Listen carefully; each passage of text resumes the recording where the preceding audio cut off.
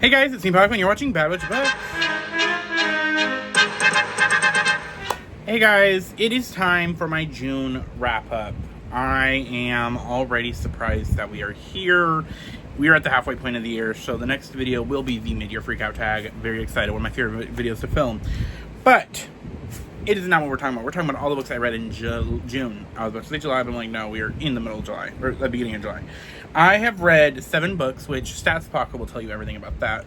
I had a really slow reading month this month. I was doing a different job for 3 weeks, and it was a lot more of a mental tired. I was coming home at the end of the day instead of physically tired, so I just didn't read as much. And then I do a lot of my reading on my breaks at work. I'll do my I get 2 15s and a 30, and I'll like read during those. If maybe I won't read on my lunch, but I'll read on my 2 15s, or I'll read on my lunch and not my 2 15s.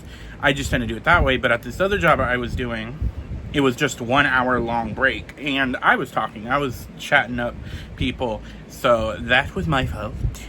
But nevertheless, we will talk about the books we read. But first, we're going to talk to StatsPocket. This is StatsPocket coming at you from a different room. But that's not the point. It's too hot to be upstairs. But okay, here are the stats for the month. See here, in the month of June, I read 7 books, about 1,232 pages, about 50 hours, 8 minutes. I mean, not 51. An average rating of 4.1, ignore that books acquired. I need to update that.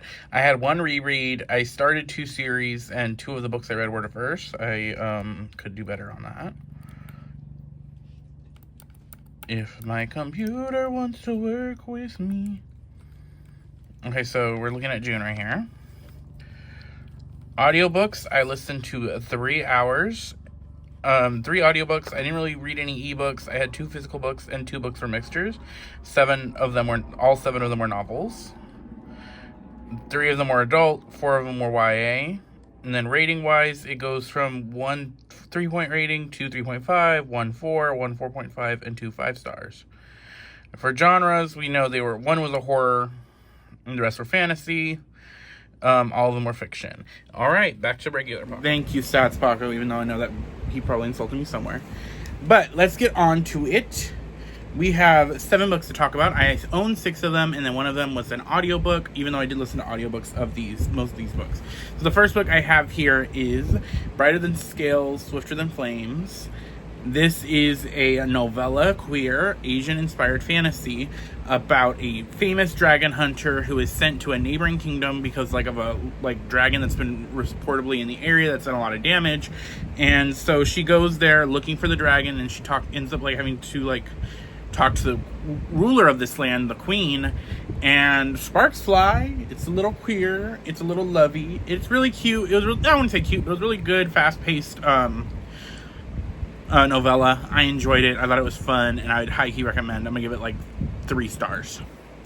So now we're going to the books that I physically own. So the first book I have is The Night and the Moth by Rachel Gillig. This is one of my most anticipated releases of the year. It is about our girl number 6. She is a member of these what are they called? They're seers. They are, what are they called in here? Diviners. So they have the ability to see the future.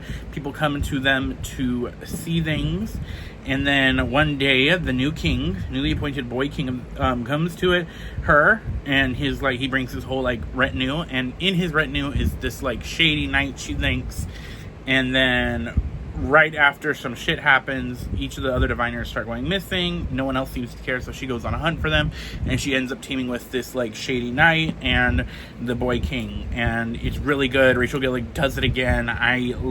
This girl, she is going to be up there with one of my favorite authors. I love this. Atmospheric, so good. That ending, if y'all thought the ending of One Dark Window was tough, that's all I gotta say.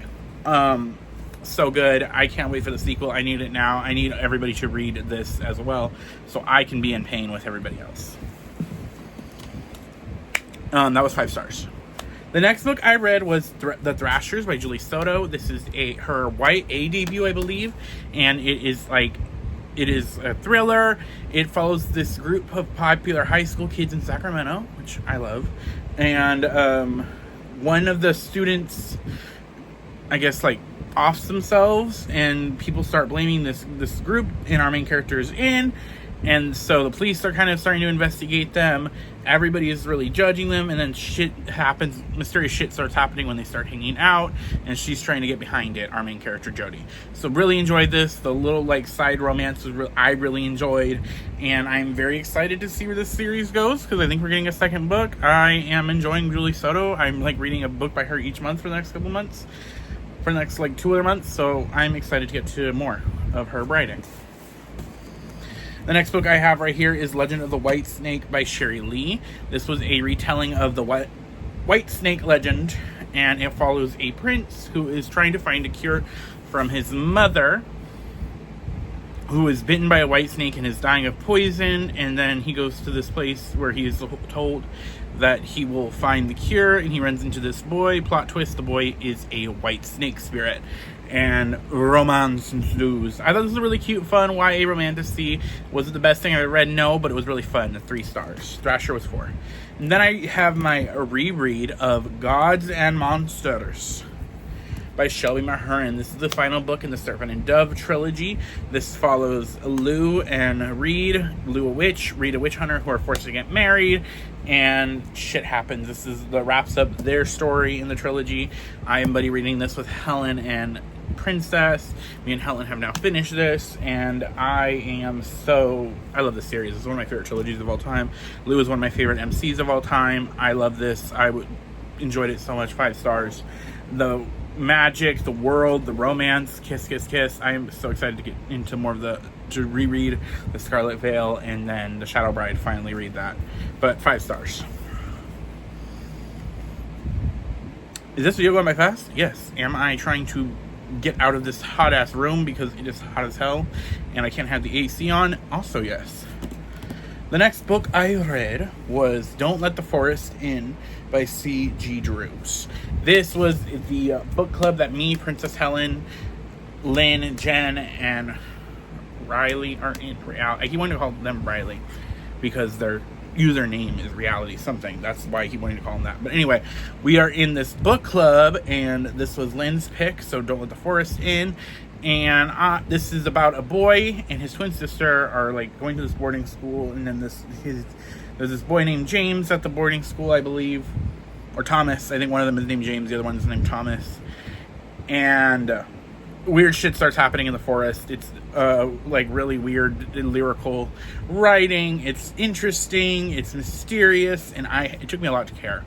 I gave this 3 stars. The ending was fine, but just this was the book that really sloshed for me over all my reading month.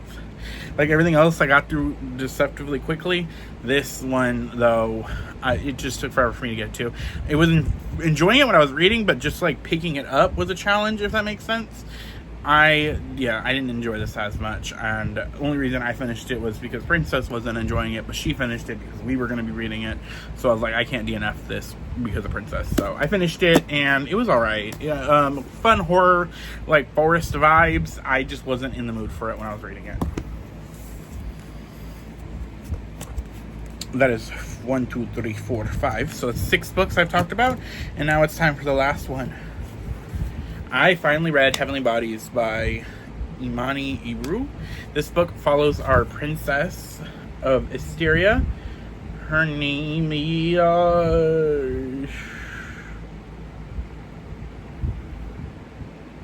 Ilara.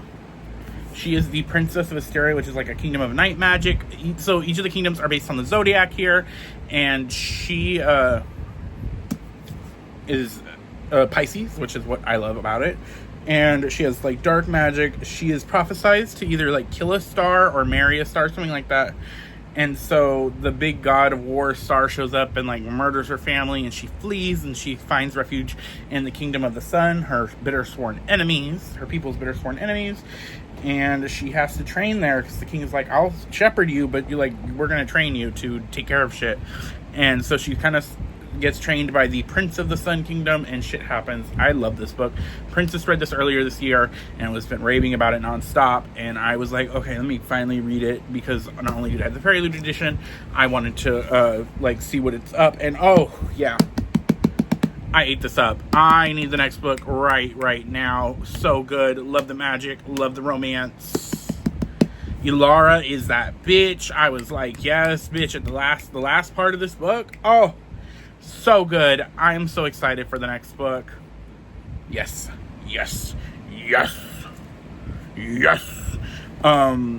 4.5 stars, so good. I'm very excited to see where this goes. The world was so fun. The characters are really dynamic, in my opinion. I really enjoyed it. So 4.5 stars. So that is what I read in the month of June. What did you guys read? What did you guys do? Yeah, that's all I really gotta say. I post videos every Friday. I try to post stuff on my TikTok, so check that out, and my Instagram more on Bad Witch Books on both platforms. And I will see you guys next time. Bye.